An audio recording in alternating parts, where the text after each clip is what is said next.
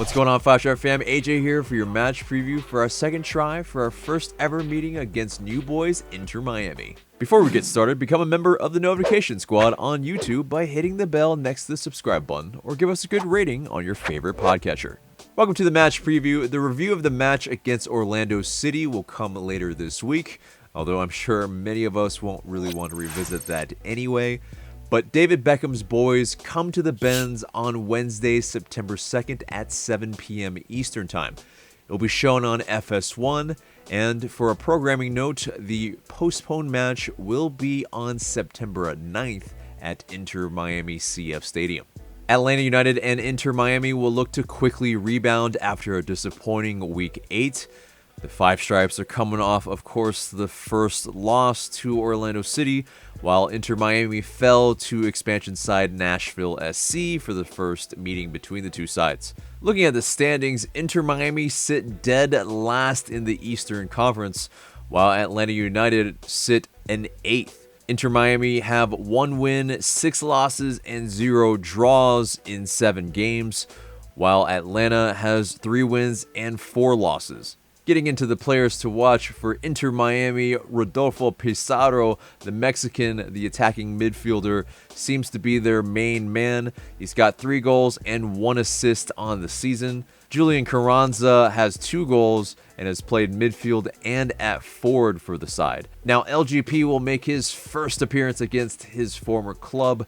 It will be very strange seeing him in Inter Miami pink, but he's said nothing but very positive things to the media and on social media. There'll also be a couple of other Atlanta United alumni in Breck Shea and Mikey Ambrose. For Atlanta, for the Inter Miami fan, Pity Martinez has 2 goals on the season in MLS.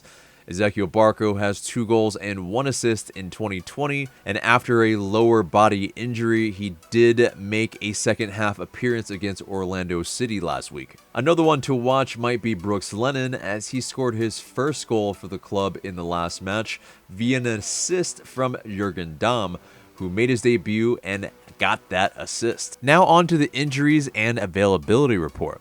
Recent signing and French midfielder Blaise Matuidi is in South Florida and could play for Inter Miami as early as next week. But they are also linked to Juventus striker Gonzalo Higuain, and he's the latest of big names to be linked to Inter Miami, and that's according to reporter Abdella Boulma. Boulma tweeted, "Higuain has advanced discussions with Miami, although there are multiple other suitors making a play for the 32-year-old forward." For Atlanta, Emerson Hyman trained with Atlanta United on Monday, and if he trains well on Tuesday, could be available for the team on Wednesday. Ezequiel Barco, who came on the 60th minute against Orlando for his first action in the past 2 matches, also trained on Monday and could be available to play more minutes. Franco Escobar is back from his 1-game suspension, and Glass told the media that striker Eric Torres is, quote, getting there with his fitness in terms of becoming a starter. Torres played the final 30 minutes against Orlando. Glass said he's looking forward to Torres contributing as a single striker or in a 2-striker system.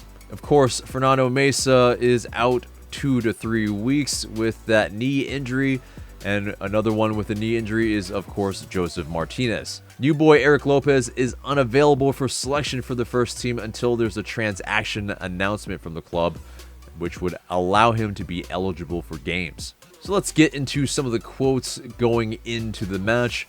Glassy has said that Inter Miami is a very capable group, really high pressing. Glassy, speaking on players such as Torres and Barco, quote, "They're obviously limited for time at the moment. Part of the process right now is to get everybody up to game speed as long as they can. The team itself is suffering because some of the top individuals aren't able to play right now, but as long as the players and the team are moving in the right direction, we're going to get where we want to be." Walk spoke on about getting ready for Wednesday's match. "You have to put things right. We don't want to lose. That is one thing we are going to be known for. We've got the identity that teams know we are one of the bigger names in the league, and we have to back ourselves and show what we are worth because we have to give something back to all the people that are supporting us and the club." So let's get into Inter Miami's previous 11 against Nashville, which might look very similar to what we will face on Wednesday. Robles was in goal, Sweat and Figal were the fullbacks, LGP and Reyes were the center backs, Ulloa and Trapp were the midfielders, and Pizarro, Pellegrini, Morgan were the attacking midfielders, and Carranza was the man up top in a 4-2-3-1 formation. And that brings us to our predicted starting 11 for Atlanta United. I think Goose will be between the sticks, of course, but he did make a pretty egregious error for Orlando City's first goal, but that won't make him lose his spot to Alec Can quite yet. Moving into the back line, I have Escobar, Robinson, Walks, and Bello. I think Escobar, of course, comes right back into his right back slot, and Bello maybe rested. You could maybe see a Castillo or a Mulroney, but I think Bello is the guy for me to start here. Moving into the midfield, Eric Remedi, Mateus Josetu, and Ezequiel Barco will move to the midfield in the starting 11 for me. And up top to finish out this 4-3-3, Brooks Lennon will be the right winger, Pity Martinez will be the left winger, and CUBO Torres starts ahead of Adam John for me. I think he's gained enough match fitness to maybe get about 60 minutes, and then maybe Adam John comes in for him in the second half. I think Brooks Lennon can't take him out after him putting in a pretty good performance against Orlando City, and of course scoring that goal and getting that boot to the face as well. Pretty harsh to take him out, but I think this lineup has the goods to put the ball away against Inter Miami. This gets us to what I'd like to see the team do in this match. I like to see them keep up the impetus to attack quickly like they did against Nashville, move the ball faster, and look to hurt Miami early.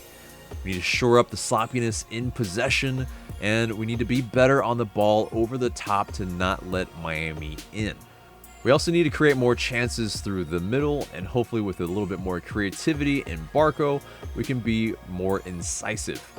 So that gets us to the odds. According to Bet365, Atlanta United have a 46.5% chance to win this match. We are at home. To draw, it's 22.7%, and Inter Miami has a 30.8% chance to win this match. With all that being said, let's get into the score prediction. I have it as a 2-1 win for Atlanta United. With CUBO Torres and Ezequiel Barco in the starting 11, I think we have enough of the goods to get past a struggling Inter Miami. But wouldn't it also be good to see Jurgen Damm get on the score sheet? I think it'd be a lot of fun to see that. But guys, that's the match preview. Let us know your score predictions in the comments below.